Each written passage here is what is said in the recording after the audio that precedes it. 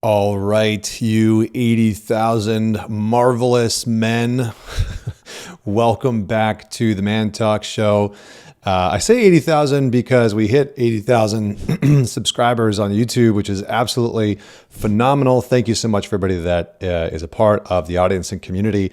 And thank you for everybody that tunes into the podcast on Spotify or Apple or wherever you tune into it on. We have now hundreds and hundreds of thousands of downloads a month, and that is blowing my mind. So thank you so much for being a part of this community and this conversation. Let's dive into today's topic. What do you do? How do you handle dating a anxious woman? This is a question that I have had a lot.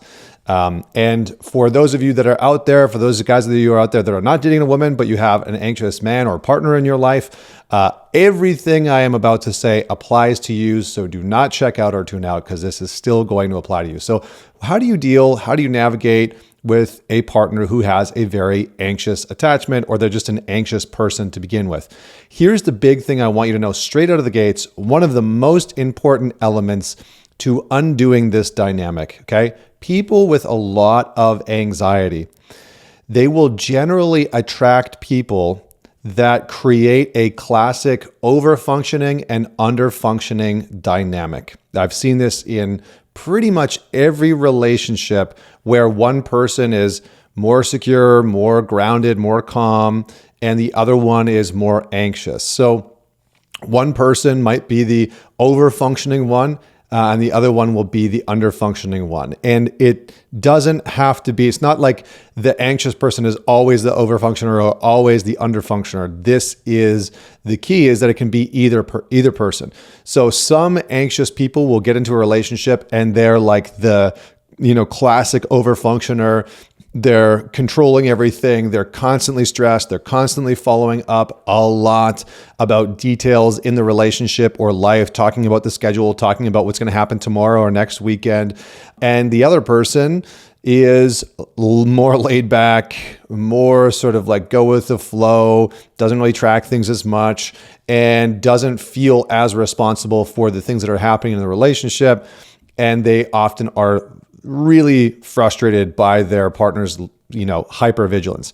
Now that's one category of anxious person. The other category, so that's the anxious person who is the overfunctioner, and the anxious person who is the underfunctioner is sort of crippled by the anxiety. So they don't want to go out. They get stressed out about having to do things around the house or the chores. Their anxiety starts to come out when it comes to like social situations or planning anything in the future. And so all of a sudden, when you start to talk about like, hey babe, I want to like go see that, I want to go see Dune 2 in theaters. Although I think it's definitely out of theaters now because I just watched it at home. But, I want to go see this movie this weekend, and they all of a sudden start to get stressed out and they can't plan it. They don't want to think about what's happening in the future. They are forgetting the details of what's going on in your relationship a week or two down the road.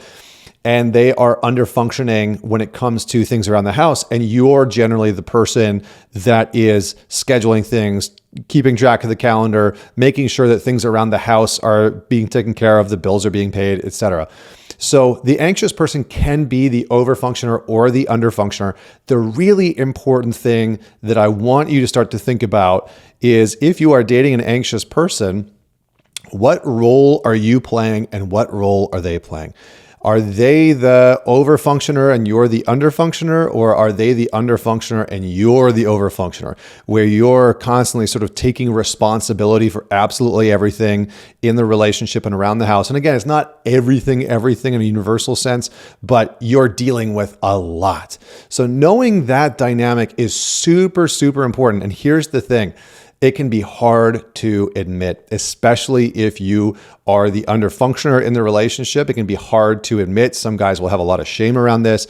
But what I want you to know is there's like one of them isn't better than the other, right? Like just because you overfunction doesn't mean that you're better than the underfunctioner. And I say that because that's often what happens in a relationship, is that a dynamic where you have one person overfunctioning and underfunctioning, the overfunctioner is usually saying things that imply that their hypervigilance and their overfunctioning is better than your underfunctioning. And it can push you and that person into this dynamic that feels very hard to get out of. So again, anxious people attract partners where it creates a under-functioning and over-functioning dynamic. Every time. I have not yet seen a relationship where this has not been true. And it is incredibly important that you and your partner have the conversation, the really hard conversation of, are you the overfunctioner or am I the overfunctioner? And you'll probably know pretty quickly. Watch this video with them. The two of you will probably be able to very quickly identify like, oh, I'm the underfunctioner in this relationship for sure. And part of undoing and supporting that person with their anxiety is ending this over-functioning and under-functioning dynamic. Because here's the thing, whether your anxious partner is the over or under-functioner, that role allows them to stay in their anxiety. And I haven't seen many people talk about this ever. And so you have to be willing as a couple to undo this over or under functioning dynamic. It will benefit you. It will benefit them. You will come closer together as a couple in your relationship. The intimacy will grow. You will trust one another more. But more specifically, it will help to alleviate some of their anxiousness, and it will cause you to have to confront something that you've likely been avoiding, which is the reason why you're in an under-functioning or over-functioning dynamic. Okay, so here's what I'm going to do. I'm going to talk about the signs that your partner has a lot of anxiety, the impact on you, and then what to do. 5 things that you can do immediately to support your partner, but also move out of this sort of like anxious dance. So the signs are pretty simple. You've probably heard of some of these. You've probably felt some of these. Over texting, over communicating, constantly checking in with you emotionally. Like, are you okay? How are we doing? How are things going? Like, do you feel connected to me? Or a constant criticism. I don't really feel connected. I don't really feel like things are going well. And there's kind of this always undercurrent of checking in or telling you that there's something inherently wrong all the time. Needing lots of validation, another sign of that anxiousness. They can come across as not trusting you, which can be very, very challenging, even if you haven't done anything wrong. They can be sort of on the hunt constantly and hypervigilant for, this notion that you might leave them or you might get something wrong, you're going to betray them, or certainly at some point in the future, you're going to do something that's going to betray them or cause some type of rift between the two of you. They can be overly critical and constantly worrying. And so that, anxiousness will come out in that way. They can kind of be distracted and on edge. And so, this is being around the person who's constantly checking their phone, constantly following up about certain things. They can, you'll be talking to them and all of a sudden they'll just like start talking about something else. And you're like, I was literally just speaking at you. Like what happened there? And that's just a sign that their anxiety is causing them to shift focus pretty consistently. They can have lots of negativity, lots of worry. They can have, and this is an interesting one, they can have a much lower sex drive or a much higher sex drive. Usually the lower sex drive is that the anxiety is taking such a toll on their body that they don't have a ton of energy, and that will usually coincide with them being sick a lot. I've seen this time and time again. Or they'll have a very high sex drive, and it's because they're sort of utilizing sex and climax as a means of helping them to just feel a little bit more calm, a little bit more grounded, a little bit more regulated. So those are the 2 modes, very low sex drive or very high sex drive. They can get easily overwhelmed. So, just even sort of like mundane things that for you don't seem like that big of a deal will all of a sudden, trigger them to go into being critical or being really worried about something or, pulling something out from the past. So they can get very easily overwhelmed and can't have that conversation with you. And then lastly, they can be very, very irritable. So they don't want to go out or be in situations where they might feel that the anxiety is going to come on. So you might be planning like, hey, let's go to this concert or this comedy show or out to dinner at this place, and they will come up with some adjacent reason why they can't go do that. Not because they're busy, but it's like, no, I don't really like the food at that restaurant, or I don't really want to go do that. So those are some of the signs of anxiousness in your partner The impact on you, generally a lot of frustration, sometimes over personalizing, like taking on the responsibility of trying to help your partner feel better can be very, very taxing. It can feel like you are doing a lot of the heavy lifting in the relationship, especially if you are the overfunctioner. If you're in that seat, it can feel like, man, I do so much around the house with the kids, in our careers, making sure the bills are paid and the car is everything and blah, blah, blah, blah, blah. So it can feel like you are doing a lot of the heavy, big lifting in the relationship. It can feel like you're not getting your needs met, where it doesn't seem to be that your needs are a priority because their anxiousness and their anxiety is occupying so much oxygen in the room of your relationship. And that can cause resentment to build. So resentment and contempt is a really big one that can start to come up, which I would just say immediately you need to address with your partner, whether it's with a third party, a couples therapist, etc. But you need to address as soon as resentment or contempt starts to build. A lot of research has shown that contempt and resentment are essentially like acid for intimacy. It will erode your intimacy and the connection between the two of you incredibly quickly.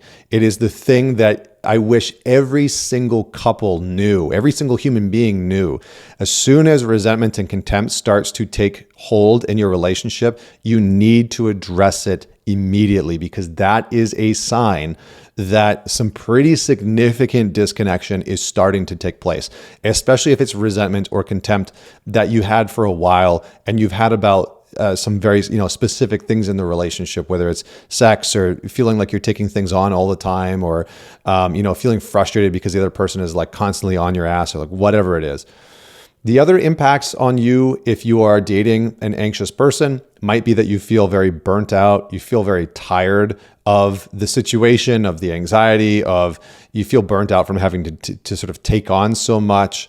And the anxiety can feel like it rules the roost of the relationship. It can feel like everything that happens in the relationship, when you have sex, when you watch certain movies, when you go out for certain dinners or hang out with certain friends or go to certain shows or travel to certain places or whatever it is, it can feel like the relationship is sort of dictated and driven by that person's anxiety, which again can be quite frustrating depending on the degree of anxiety that person is struggling with. Now, obviously, immense amount of empathy for people that struggle with anxiety. It can be crippling. It can be debilitating. It can really be an experience that is hard to explain to people that have not experienced anxiety, especially if you are dating a partner who has, an anxiety disorder or has sort of chronic anxiousness or has really severe social anxiety.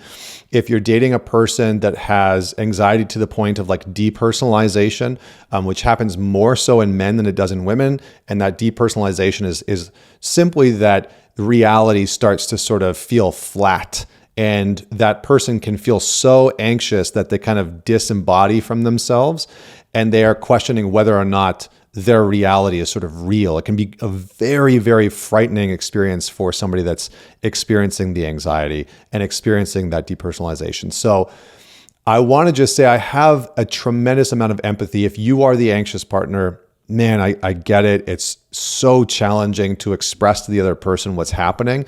And it can feel very ashamed. You can have a lot of shame around it, because if you're the anxious person and you know that it's taking up a lot of space in the relationship, that can add to the anxiousness. That can add to that anxiety of like, oh man, I don't want to F this up again. I don't want to screw this up again. And then if you're the person that's, on the other side of that, it sucks because you don't want to see your partner hurting. You don't want to see them struggling. You don't want to see them going through that hard of a time. And it can feel a bit crippling because in many ways, you can't really do a lot. The tough thing about a partner dealing with anxiety is that they need to really learn how to navigate that anxiety themselves. Now, that doesn't mean that you can't play a critical role in it, which I'm going to talk about here in just 2 seconds.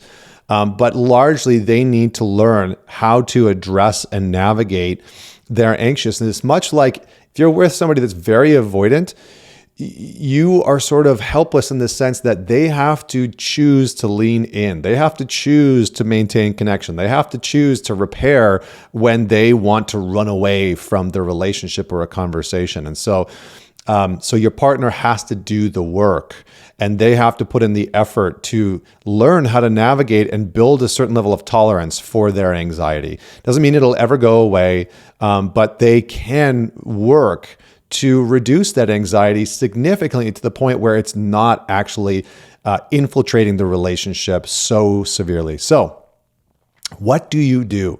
How do you support a partner who has pretty bad anxiousness or anxiety? First, what I want you to know is that it is not your job to constantly regulate or calm them or fix their problems or solve their anxiety.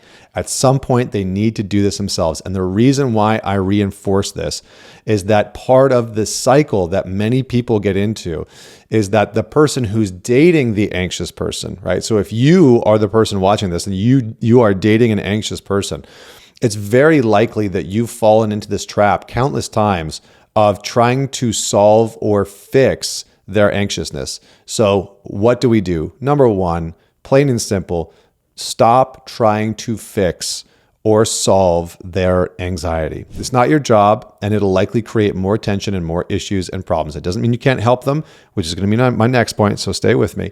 But you do have to be able to communicate to your partner to say, listen, I think I've actually tried to take on this unachievable responsibility of fixing your anxiousness. And it's not my job. And I think it's actually made things worse. And so I'm going to trust you to handle your anxiousness. And I'm going to trust you to tell me when you really feel that anxiousness coming up. And I'll support you and I'll love you and I will do my best to help calm and ground you. But I think I've been taking on too much responsibility and it's been causing some challenges in our relationship. Because again, what can happen for that person, it's almost like the analogy I'm going to use is if you've ever seen somebody fall into water and it's freezing cold, or fall into water and they're not really too sure how to swim, or they're in some pretty intense water and all of a sudden they start to panic. If you go out there to try and save them and you start to help them, sometimes what can happen is if they can't calm themselves down, they can actually drown the person who's come to help them. And this is such a poignant analogy, I'm going to say, or metaphor for what can happen in a relationship where you can actually spend so much time trying to save the quote unquote drowning person who is drowning underneath that anxiety that it actually causes you to go underwater. Or at the very least, it causes your relationship to go underwater. And so by making it very clear that, hey, this isn't my responsibility, I'm going to trust you to take care of this. And I'll be in your corner. I'm going to be cheering for you. I'm going to support you. I'm going to help you. I'm going to love you through this. But I'm really going to trust that you have what it takes to move through this, because that's why I'm with you anyway in the first place. So that's number one. Number two, regulate with them when you can. Regulate with them when you can. Now, what does regulation mean and look like? It means that you move from a stressed out state down to a grounded state. And I'm going to have some other things that are going to help you with this. But the big one is the breath, okay? Anytime you have an anxious partner, it's very likely that their breath is shallow in their body. It's quite quick. Their heart rate is moving fast, and they feel like a little disheveled and disoriented. So what you can do is, one, physical contact, right? Putting your hands on their shoulders, holding their hands, etc., maintaining some contact with them and breathing with them, saying, you know what, let's take some breaths together. And this can be a practice. You can do forehead to forehead. You guys can put your foreheads together, or you can just make eye contact, or they can close their eyes. Really, whatever is comfortable for them, that's something that you're going to need to ask. But then the breath that you use is going to be inhaling through the nose for a count of 4 and exhaling longer out the mouth for a count of 6. In the nose for a count of 4, out the mouth for a count of 6. This is going to help to what's called down-regulate their nervous system. It's going to help them to calm and ground and feel more settled because it's going to pull their heart rate down. Now, you might need to do this for 3 to 5 minutes. This is not a quick, like 30-second solution. And I want you to really, you as a couple need to discuss that this is what you're going to do sometimes. The other thing is that anxiety might be that they actually need an emotional release. And so sometimes what I've seen to work really well and grounding and regulating for a partner is to say, hey, I know you're feeling anxious, but are you just so frustrated about your anxiety that you just need to cry? And sometimes for some people, that's just like the waterworks will come, they'll cry, they'll release whatever has been pent up inside of them. And then boom, the anxiety's gone because they've actually, sometimes anxiety is grief or fear or sadness that's underneath the surface that the person hasn't allowed to come out. And so sometimes what you can do is say, is there something happening underneath the anxiety? Like, are you sad? Are you stressed out about something? What do you need to get out or express in order to maybe feel a little bit better? And that can be very, very helpful as well. And reinforce that they need to develop the skill of reassuring, self-soothing themselves, right? Being able to soothe themselves is super important, and continue to reinforce that you believe in them, that they can do that, right? Sometimes people with anxiety need somebody in their corner to say, you know what? I know you're going to get through this. And it's not like some BS, rah-rah, cheerleading crap. It's just genuine, I know you can get through this. I know you can. So that's number 2. Number 3, don't personalize the panic, okay? Don't personalize the panic. And where I want you to start with this, because for a lot of guys, this is the hard part. You want to fix, you want to solve, you want to protect, you want to help them feel better. When the person that you love is constantly anxious, you can begin to take it personally because you can't seem to shift them out of it. You can't seem to solve this equation of their anxiety, mostly because it's not for you to solve. So really take a look and ask yourself a very simple question. What part of my partner's anxiety have I been taking personally? And then again, have that conversation with them. Say, and you can determine whether or not you want to have this conversation with your partner and when's the right time to. But then maybe it's just like, hey, you know what? I've been taking it personally a little bit because I've been trying to fix your anxiety, and I don't think that's been helping. I can imagine it's probably been taking it, making it worse. What's that been like for you? And then they might say, I feel like there's a tremendous amount of shame because I have all this anxiousness, and then you keep trying to help me, but it's not getting better. And then I feel like I'm letting you down, and that makes me more anxious. I've seen this happen so many times. I'm just giving you the dialogue that I've seen dozens and dozens and dozens of times, maybe hundreds of times now in relationships with couples. So really look at what part are you personalizing with their anxiety. Next, shift away from the anxious conversation when you can. The blessing of social media bringing a lot of psychological and therapeutic content into people's consciousness, there's a lot of benefits, but there are some curses. And one of the curses is that people with anxiety are just inundated with content about anxiety so much that they can't get their mind off of their anxiousness. They're constantly thinking about it. They're scrolling through social media. All these posts are like how to deal with your anxiety, what to feel when you feel anxious and what to do when you feel anxious. And so they're constantly thinking about, okay, oh no, I'm feeling anxious right now. What do I do? How do I handle this? Oh, I got to do that thing, or I should talk about this. Sometimes what's needed, again, depending on the severity of your partner's anxiety, right? If they're on the brink of a panic attack, don't just try and shift the conversation. That's not going to help. It might alleviate their mind, but see if when they start to feel anxious, and they're identifying, they're like, I'm feeling anxious, you just shift the conversation away from whatever is anxious inducing in that moment onto something else. Hey, no problem. Let's talk about something else and come back to this. Why don't we go for a walk?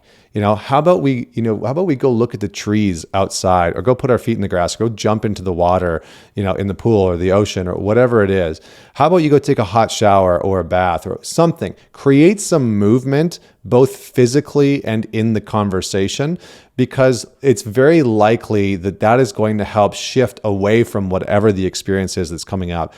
It's not helpful to say, well, why are you feeling anxious? In fact, that's probably one of the worst things that we can do. Why are you feeling anxious? You might be able to say, do you have a sense of what might be causing this? And they might be able to say, well, I was just thinking about this thing, this conversation that I had with my mom, and da-da-da-da.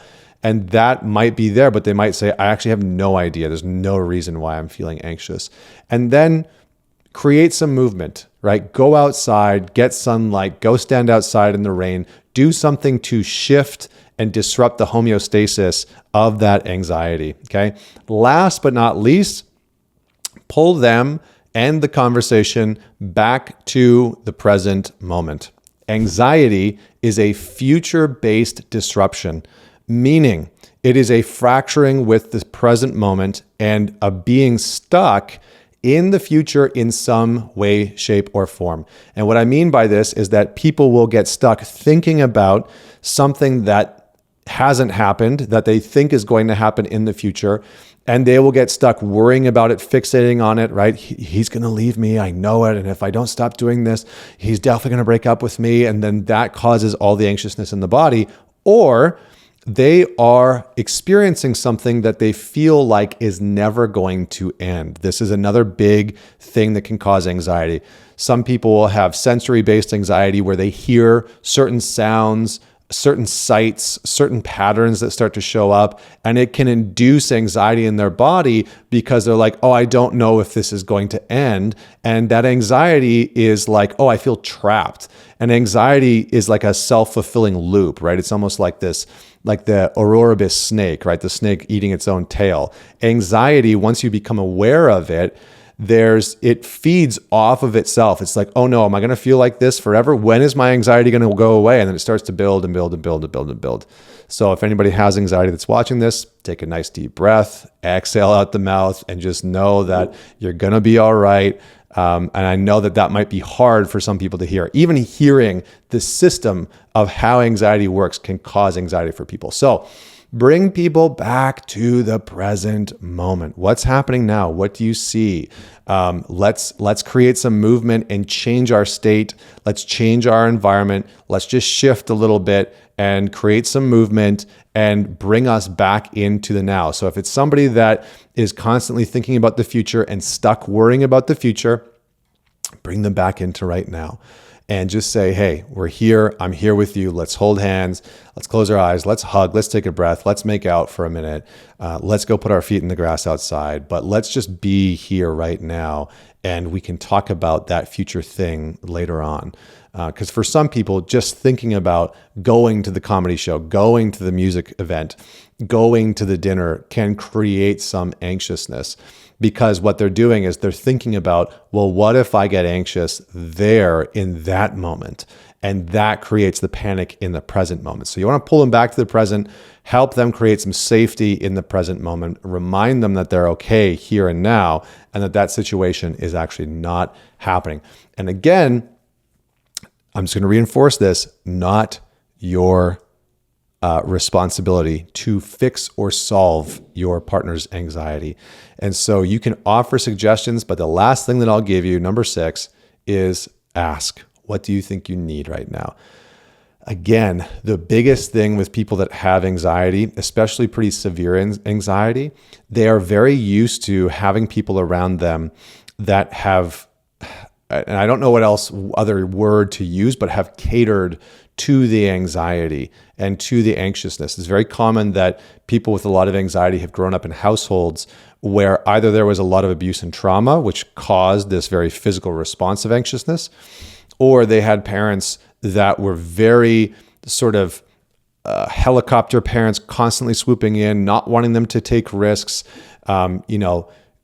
directing that child's attention towards the future. Well, have you thought about how that's going to unfold? And like, what if this happens? And what if that happens?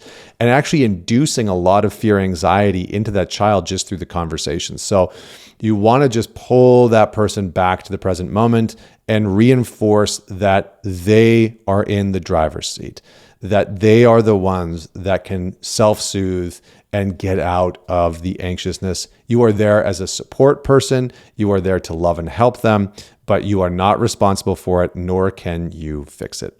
So thank you so much for tuning in. Comment below if you're on YouTube and let me know what you thought about this video, what you would add, any questions that you would have to add on.